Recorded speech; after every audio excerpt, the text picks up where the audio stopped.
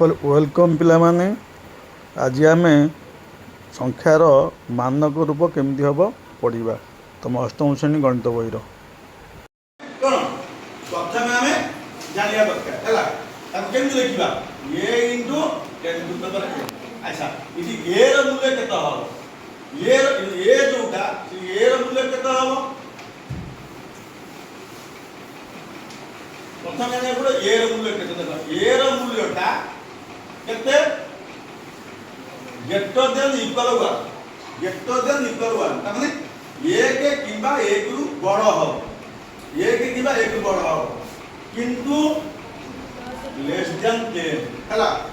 1 किबा 1 रु बड़ हो 10 ठाରୁ ସାନ हो ता अर्थ दशमी माने दशमी बिंदु पूर्वरु मैक्सिमम 9 रहिबो केते रहिबो 9 हला अति बेसी 9 रहिबो बुझिलो एटा हला कोन ए र मूल्य गला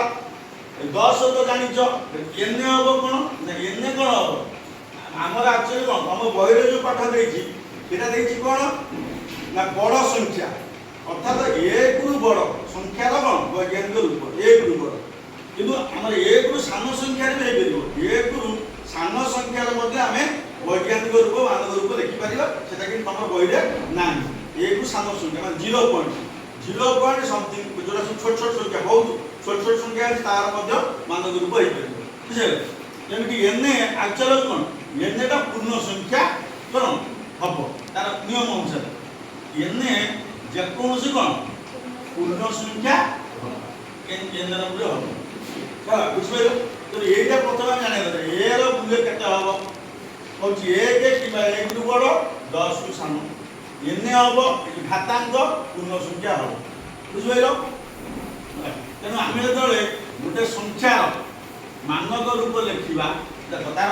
केमती माने अति सहज धर मन कर 27,500 है मानक रूप लिखा 27,500 है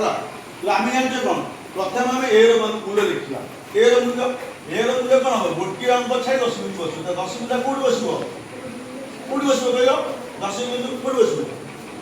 दशमी बिंदु कौट बस 2 पाखे माने 2 आउ 7 मझे है 2 आउ 7 मझे 2.7 5 अच्छे लिखे तापर जो शून्य अच्छी से लिखबार आवश्यकता नहीं तेना हम जानचे दशमी बिंदु पर जो कौन शेष आड़ शून्य मूल्य किसी ना माने जो अंक रहा अंकर शेष शून्य मूल्य नहीं गला तापर हम कौन करबा इनपुट चिन्ह देले अच्छा इति कौन आधार 10 लिखि आधार 10 वर्तमान आम कौन करवा घातांक केते आम देखा घातांक केते 10 रे घातांक केते हो देखो आम दशमी बिंदु आम एई लिखिचे एई लिखि नहीं दशमी बिंदु एई लिखि बटन देखो आम कौन देबो 1 2 3 4 चारटा अंक गाहाणु छान दशमी बिंदु बसु तो तुम एटी कौन घातांक 4 लिखि हला बुझल कौन लिखुनी हला बुझल एनु 27,500 मान